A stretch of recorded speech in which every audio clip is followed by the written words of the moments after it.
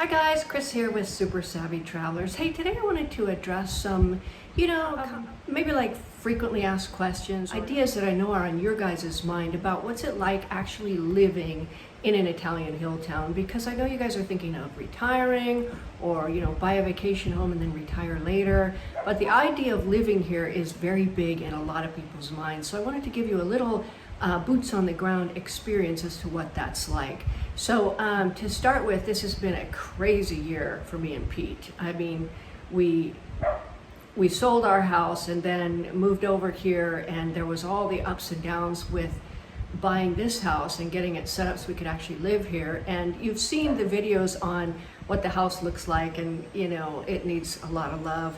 But we're relatively comfortable here for now. The next plan we have is to redo the cantina downstairs into a one-bedroom apartment, live down there when they're renovating all this other stuff, and then they're still working on Casa Cristina, which will be done very soon. I actually sent Salvatore and his crew over to Luther's and Timmy's house because Luther and Timmy live here and they work here. And I said, look, you guys, let's just get it done. And then, we've already missed the season here for Casa Cristina. No big deal, because I know when I get that house back from Salvatore and Antonello and it's done, it's going to be an absolute diamond, a jewel. And what's a few months here and there? And I needed to make sure that Luther and Timmy were taken care of. So they're almost done, and I can't wait to show you their house. Oh my gosh, it's so beautiful. And one thing I will say about renovations, yeah, there's ups and downs. There's sometimes there's delays. Sometimes there's things that come up that you don't expect. Sometimes if you have to go to Cosenza, oh my gosh, the permitting process could be kind of wild over there. But we just persistently put one step ahead of the other, boom, boom, boom, work through the problems, find solutions, work together, and it always comes out great in the end.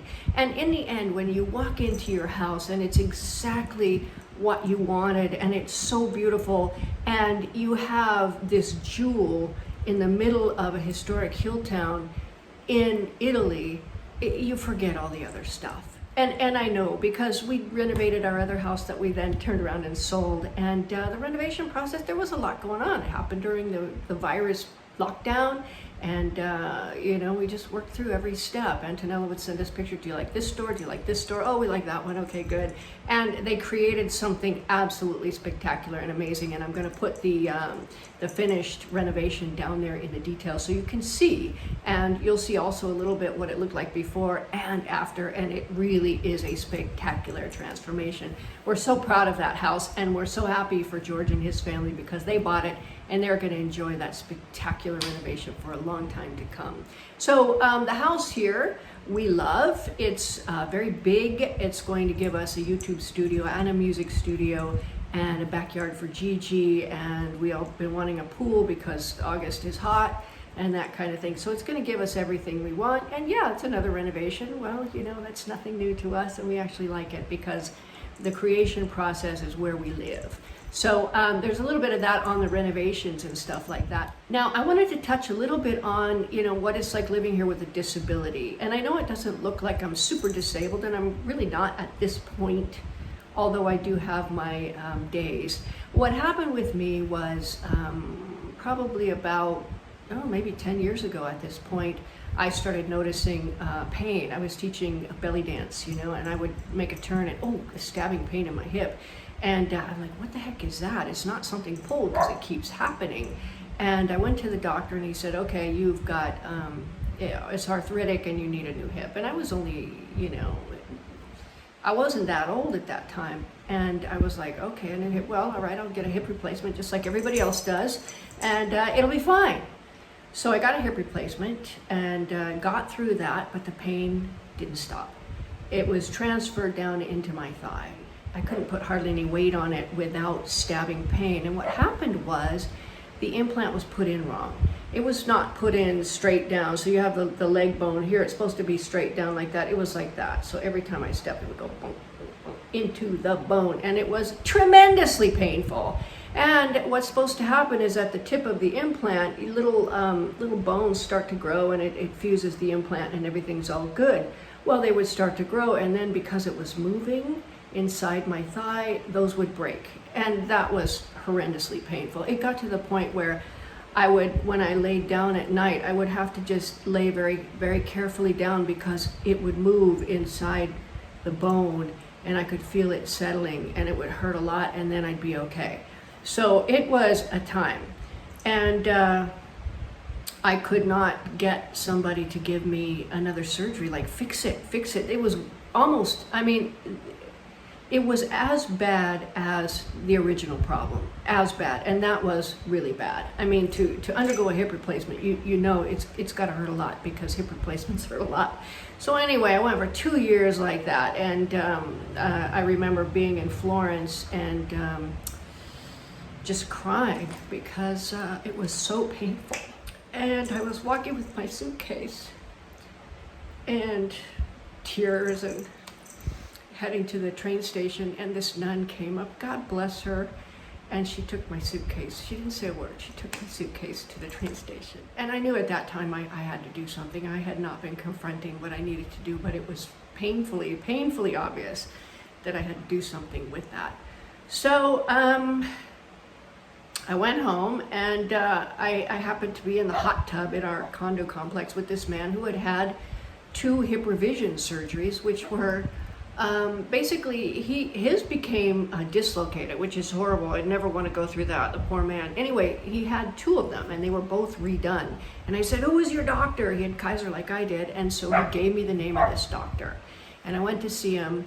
And this doctor was very honest with me. He's like, it may be that we can't fix it. It may be worse. There's all these things. I need you to go home and think about it, because it's not an easy surgery. And I thought about it for about a month, I think. And then I said, you know what? I can't live like this. I can't. I'll be in a wheelchair. Even with a walker or with the cane, it was just so painful. So he said, okay, we'll do it. And it's funny because after the surgery, the physician's assistant came in to me and said, your doctor didn't sleep at all last night. He was worried about this surgery. And he said, but he shouldn't have worried because we came in and it came right out. I'm like, it's not supposed to come right out. It's supposed to be fused to your bone. So that was more validation that, hey, it wasn't in right and it was moving, because if it comes right out, that's just horrifying to me. In any case, that got done and it's fixed. So along with that, though, a hip revision surgery is very different than a hip replacement surgery. The hip replacement scar was about that big and it was on my butt, or the side of my hip. This hip revision surgery, the scar is like a big base cleft on my butt. That's interesting. I've been thinking about getting a tattoo to cover that scar, and a big base cleft would be really awesome because it's on the left side, which is legit. Anyway, I digress. That's an idea. I don't think I'll ever do that. I was thinking of also making like bite marks, like a big shark bite, so I could lie and tell everybody a shark bit me and make me way more impressive than than a failed hip replacement. In any case, since they had to cut through a lot of nerves and a lot of muscle and everything else, it's never going to be just right. That leg is more atrophied than the other leg. And I have back issues sometimes that I have to be careful of on that side. Now that said, I do a lot of core stuff. I do a lot of up and down the hills. And honestly, the hills and the ramps here have really kept me in good shape so that I can go up and down. Occasionally, I'll have a flare up. The other day, I was lifting those chairs to take them up to Antonio so that he could redo the seats on them. Shouldn't have done that, because a couple of days I was sort of in the bed with the legs raised and that kind of thing. I do get some sciatica as a result of that on occasion. But overall, I am pain-free. I do have a little instability issues and weakness on that side, so I do use the cane, especially in the historic centers. So with that said, I do want to talk about the stairs and the ramps and things in the historic centers. Now, depending on where you are in the historic center, there can be some pretty brutal stairs. A lot of our stairs have been redone to make them, uniform and not super steep and that kind of thing. But there are stairs that can be tough to negotiate if you are mobility impaired. I'm not even as mobility impaired as some of my friends are. I know you know Michael and Justin, and Michael, God bless him, the guy is just such a trooper.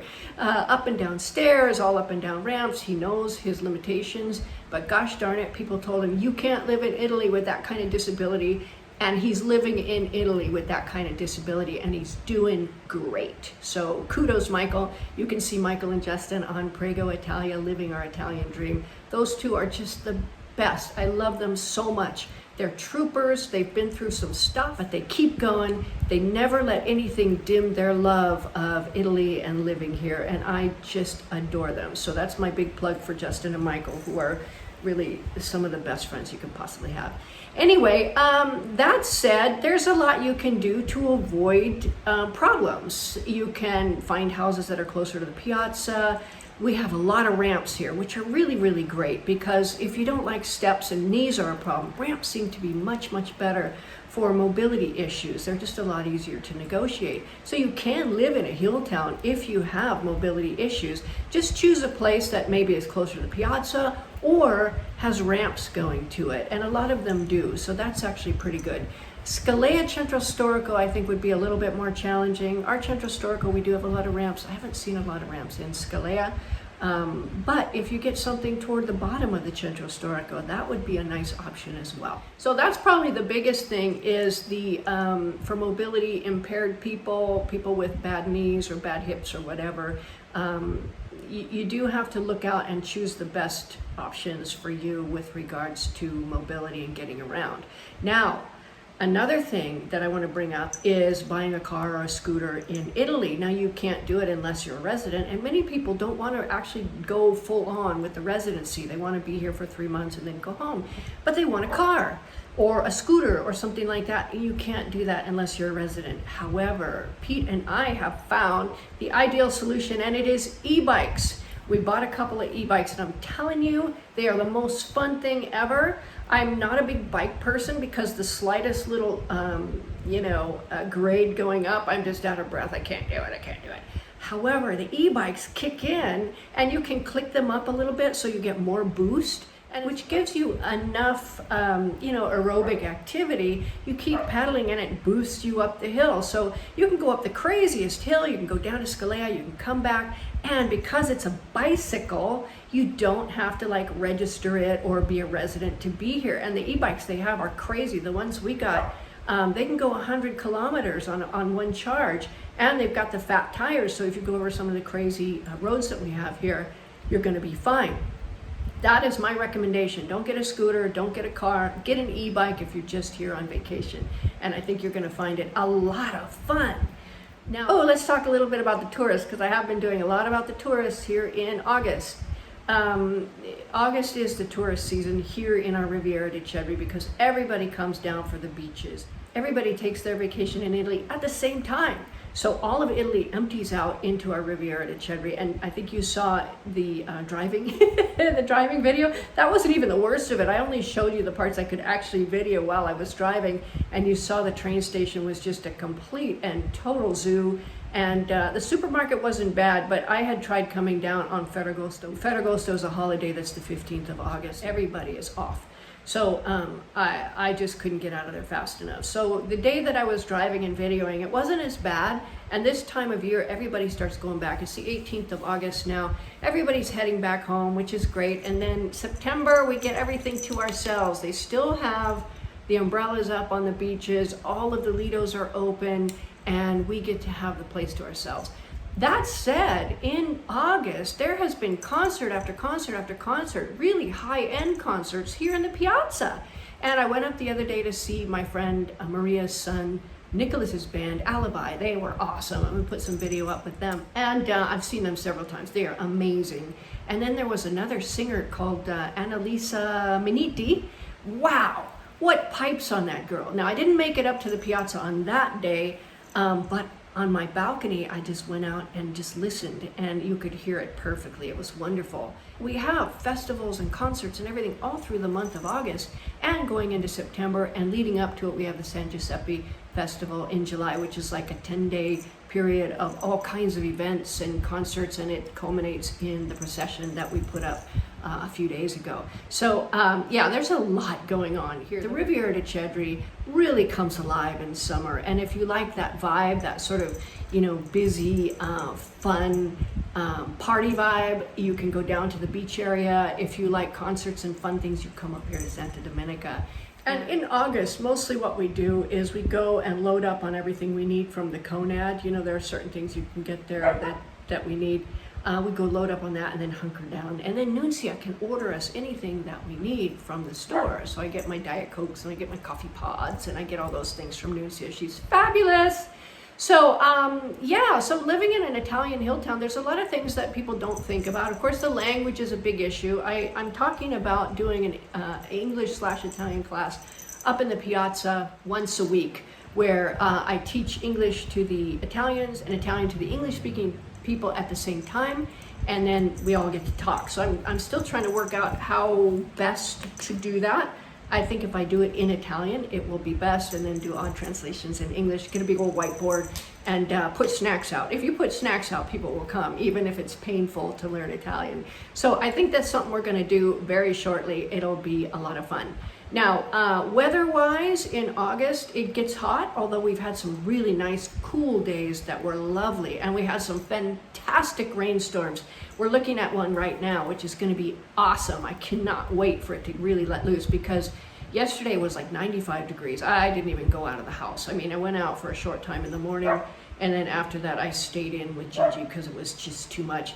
And this morning, I got up, and it was like literally a sauna, you know, like a steam bath, not even a dry sauna, but a steam bath. And I was like, oh, and now we have a big thunderstorm getting ready, and it's so exciting. They're so cool here, just they're like fireworks, and then big drops of rain and gully washers. And if you like wild weather, and I do, it's exciting and fun. So yeah, so those are a lot of the topics about living in an Italian hill town.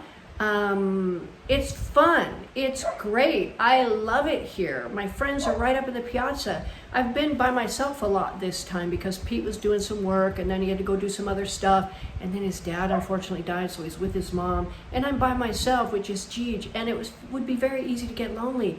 But if I get lonely, I just go up to the piazza, and there's all my friends there. And it's just a place where you're a part of a family, which is the village, and they love you and they accept you, and they're always ready to sit down and have a conversation and a coffee or an ice cream or whatever, and you just never have to feel alone. So I think of all the things about living here in Santa Domenica Tellao, there's so many things to love about it. There's artists everywhere. Everybody in the village is an artist. Their arts manifest in different ways, that cooking, knitting, sewing, making lace, crocheting, painting, architecture, all of these things, they all come together in this village. So if you're an artist and you need a really safe place to do your art, this is it. This is it. Oh, that brings up another thing here. I want to put a plug for my friend's course, which I am lucky enough to be a beta tester for.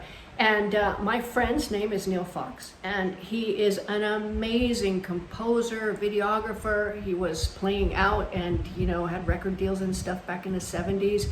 Amazing artist. I love his stuff. And we've been communicating back and forth on various different things, and I visited him and his beautiful wife, Naomi. And I've asked him questions like, I can't get this digital audio blah, blah, blah, blah, MIDI thing going. I don't understand. And he contacted me and said, Chris, I'm doing a course, and I'd like you to be a beta tester. And I said, okay, well, I am a babe in arms with this stuff. I know nothing. He's like, that's great, because that's what I need to know, is how do I make it accessible for people who know nothing? And I said, well, you've come to the right beta tester here. So we've been doing stuff. I've been sending him notes back and forth, you know, and I love the guy because he doesn't make me feel like a bonehead. Like, I'm like, I don't even know what cable to go to MIDI to do this and that and blah, blah, blah. And I'm so excited because this is the link I've been looking for. You know, I'm a singer-songwriter. You know, I've played in bands and did the musician thing, the music teaching thing, the composing thing. I've been working on an opera for years with my friend Frank, and that's been the missing piece. How do I put it all in, orchestrate it, arrange it so that I can then record it? And I want to put it on the channel for you guys because I've gotten such great responses from you on the peaceful summer day in Montepulciano. I'll put it in the details. And when I recorded, and these were just sort of bedroom recordings of Amazing Grace, and put some video to it. Such a beautiful song. And then videos of Santa Domenica, and it was just sort of a love gesture to everybody here in Santa Domenica, because I missed them so bad when we were back in California with COVID. So yeah, so I want to put in a little plug. It's not available yet, but it will be. And if you guys are interested in learning how to, take your music and put it, and record it and arrange it and do everything else, this is going to be the course for you. He's brilliant. His brilliant skill, in addition to all of everything that he's done, is being able to take a complex subject that can very easily be misunderstood and condense it down to the simplicities and then give it to you. He's just brilliant. I can't say enough great things. I'm loving this course. Anyway, that's going to be available soon, and I will plug it. I will plug it relentlessly because I love this guy, and I'm having so much fun with the course. Okay, so I've talked about a lot of things. I think every week I'm going to do maybe little updates on things that I know you guys are thinking about. What about this? What about that? I'm going to do longer videos that kind of give you more information on just daily life here in Santa Domenica Talao and in our beautiful Riviera di Cedri. So I hope that helps you guys. I will be putting up another property video tomorrow. And then I've got a recipe for pasta with peas that I'm going to put up as well. So stay tuned. There's a lot coming. See you soon.